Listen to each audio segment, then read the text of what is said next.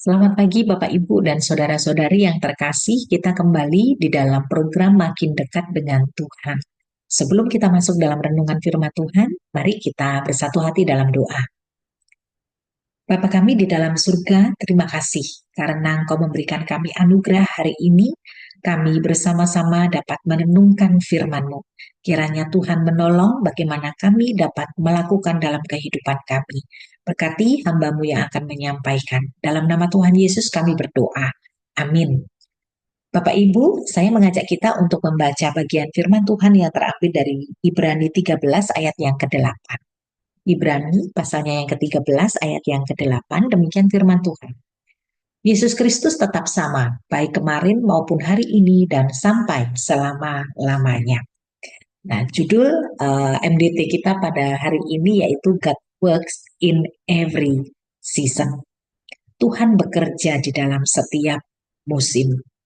Bapak Ibu, kita mengenal ada banyak musim dalam kehidupan kita, khususnya negara-negara yang memiliki 4 musim, yaitu musim semi, panas, dingin, lalu kemudian musim gugur, gitu ya. Tentu ada begitu banyak variasi yang mereka alami di dalam setiap musim itu, di dalam setiap pergantian musim. Lalu kemudian kalau bangsa Indonesia sendiri, gitu ya, negara Indonesia sendiri itu memiliki 2 musim, yaitu musim panas, musim kemarau, dan musim penghujan. Bapak Ibu, di dalam setiap musim yang dialami oleh manusia, entah kita mau atau tidak, entah kita siap atau tidak, entah kita suka atau tidak, musim itu akan tetap ada dalam kehidupan kita.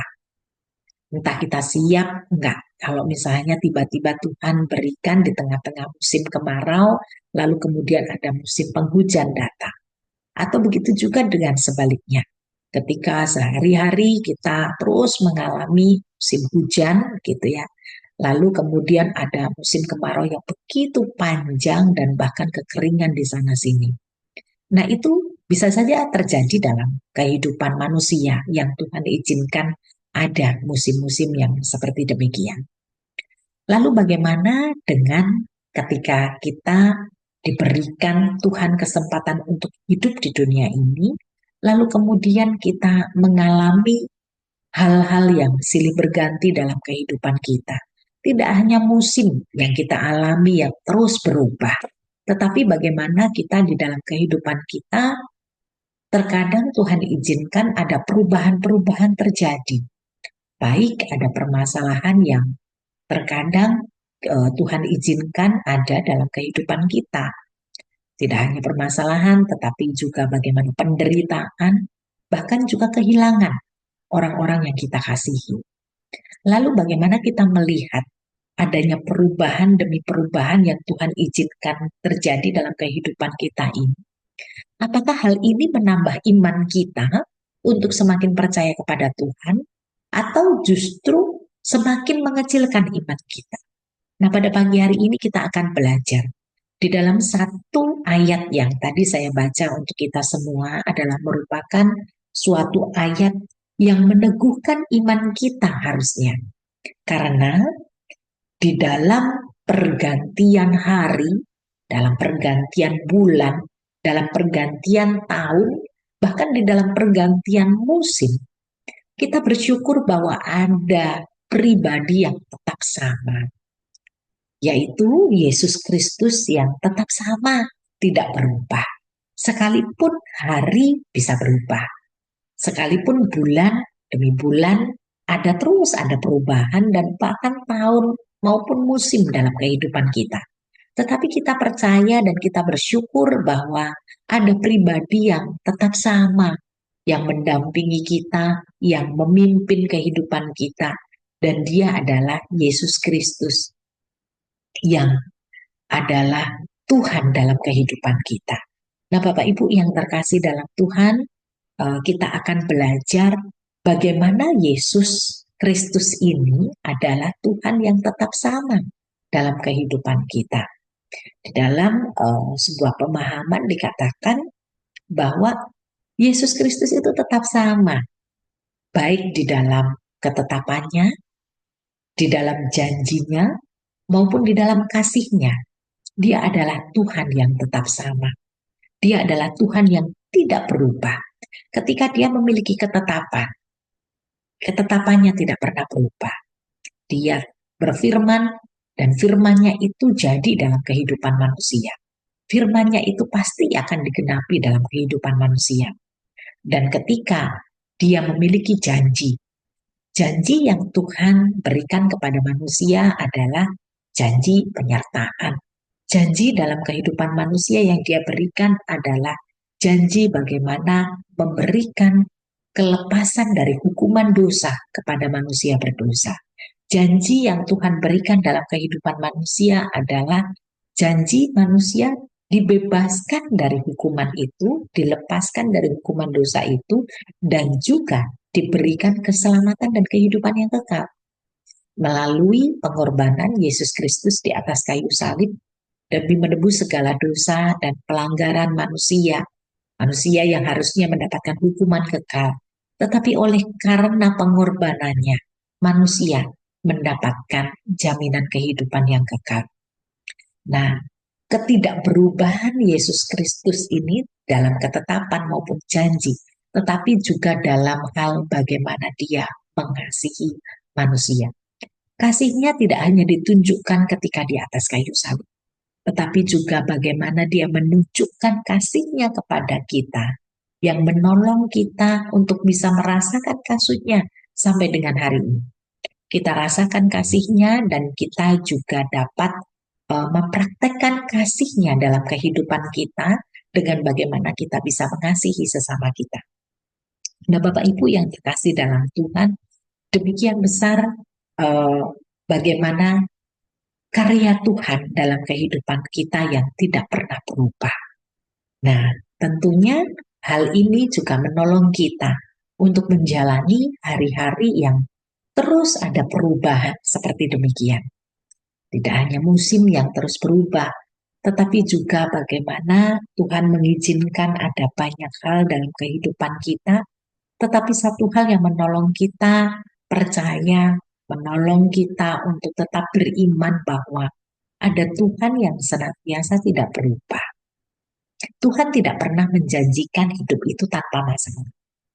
Namun, di balik setiap permasalahan yang Tuhan izinkan terjadi, kita diberikan kekuatan untuk menjalaninya. Kita diberikan iman untuk juga semakin percaya. Semakin kita mendapatkan masalah, semakin kita percaya bahwa ada pribadi yang tetap setia untuk menopang kita. Ada pribadi yang tetap setia memberikan pertolongan kepada kita. Ada pribadi yang tetap setia untuk memimpin kehidupan kita. Karena dia adalah Allah yang tidak pernah berubah. Lalu kemudian Tuhan juga tidak pernah menjanjikan adanya permasalahan dalam kehidupan kita. Mungkin terkadang kita diizinkan untuk mengalami kesedihan, kita diizinkan untuk mengalami kegagalan, tetapi kita juga diizinkan Tuhan untuk mendapatkan jalan keluar. Nah, sekalipun Tuhan tidak menjanjikan hidup tanpa masalah, tetapi Tuhan menjanjikan ada jalan keluar.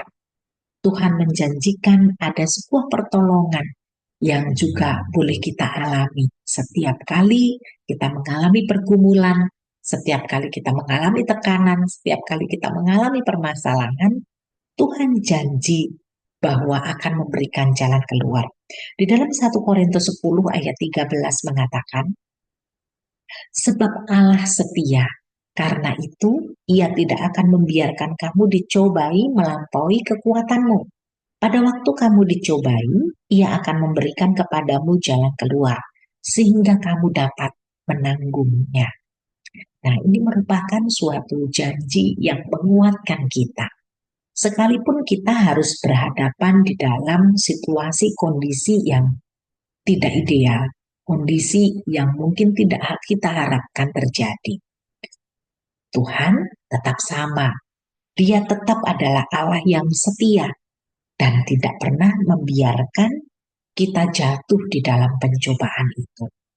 Nah, sekalipun mungkin Tuhan terkadang izinkan kita mengalami kesulitan demi kesulitan, tekanan, ataupun bahaya, tetapi Tuhan tidak pernah memberikan kita sesuatu yang melampaui kekuatan kita.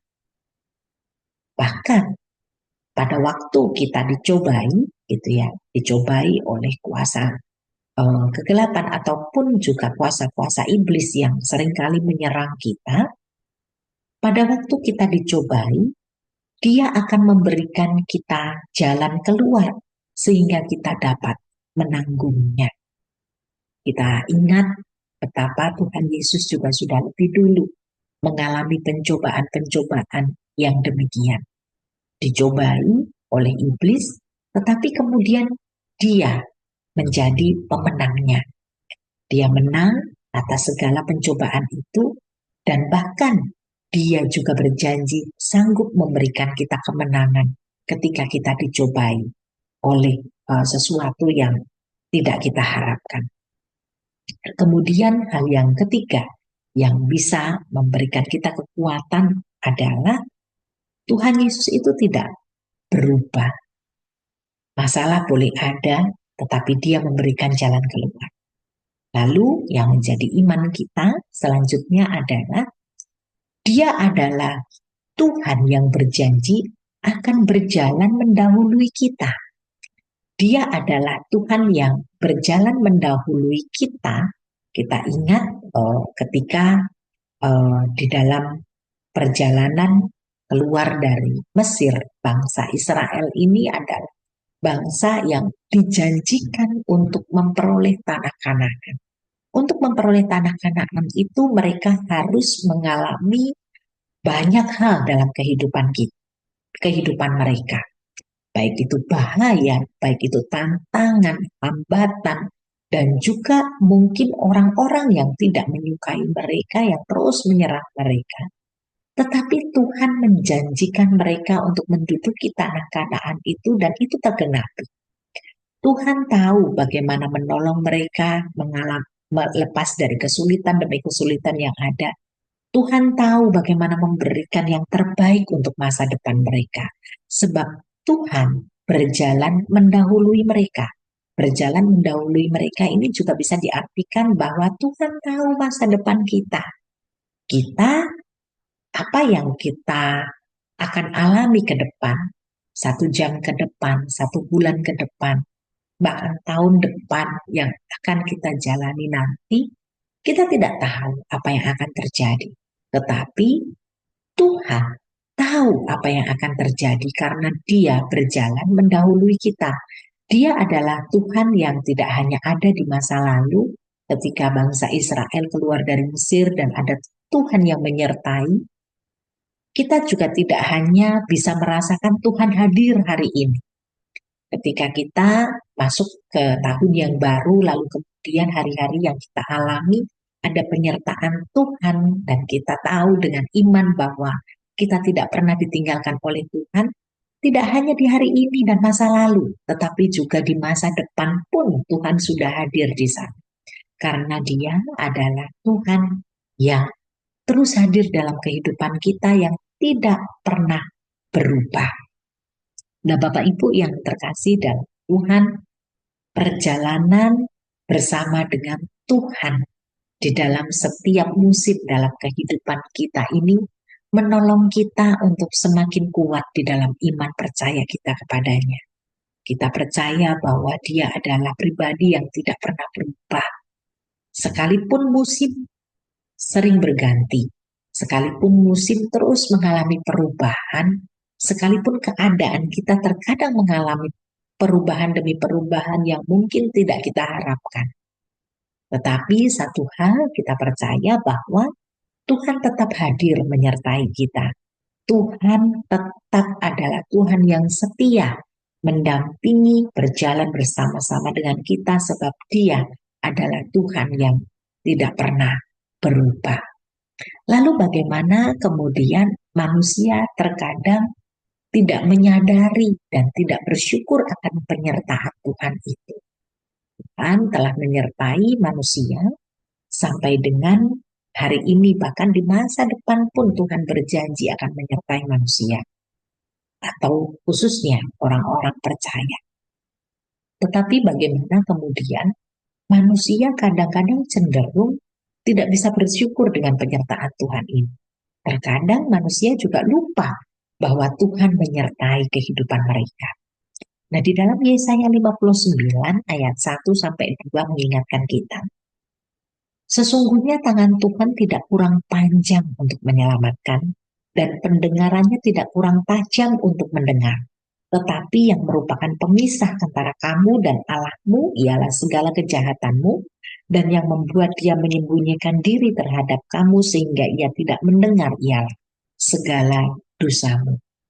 Bapak Ibu yang terkasih dalam Tuhan, terkadang kita tidak bisa melihat penyertaan Tuhan dalam kehidupan kita. Terkadang permasalahan itu kita melihat lebih besar daripada kuasa Allah yang harusnya lebih besar yang kita rasakan dalam kehidupan kita. Itu semuanya disebabkan oleh karena adanya dosa. Sejak kejatuhan manusia dalam dosa, manusia terkadang lupa untuk bersyukur bahwa Tuhan itu menyertai. Sejak kejatuhan manusia dalam dosa, manusia terkadang lupa diri untuk bisa bagaimana merasakan penyertaan, anugerah Tuhan, kecukupan gitu ya, kecukupan secara materi yang Tuhan terus berikan dalam kehidupan manusia. Nah, ternyata penyebabnya hanya satu, yaitu dosa. Oleh sebab itu, biarlah di tahun yang baru ini kita kembali menyadari betapa besarnya Tuhan di dalam kehidupan manusia yang melampaui segala permasalahan manusia. Dan biarlah kita juga boleh memohon ampun atas setiap apa yang tidak berkenan di hati Tuhan yang mungkin masih kita alami atau kita lakukan sampai sekarang ini, bagaimana kita seringkali menggerutu, kita seringkali bersungut-sungut, kita justru banyak protesnya ketika proses yang Tuhan izinkan terjadi dalam kehidupan kita ini berlangsung, yang membuat kita jadi kemudian menyalahkan Tuhan, lalu kemudian tidak percaya kepada Tuhan, undur dari Tuhan, atau bahkan juga kita meninggalkan Tuhan. Biarlah di masa-masa kita masuk di tahun yang baru ini, pergantian musim dalam kehidupan kita tetap setia. Kita tetap beriman percaya kepada Tuhan bahwa Dia adalah Tuhan yang tidak pernah berubah dalam kehidupan kita. Di dalam ketetapannya, di dalam janjinya, di dalam kasihnya, di dalam penyertaannya. Dia adalah Allah yang tidak pernah berubah. Nah, biarlah ini yang kita rasakan.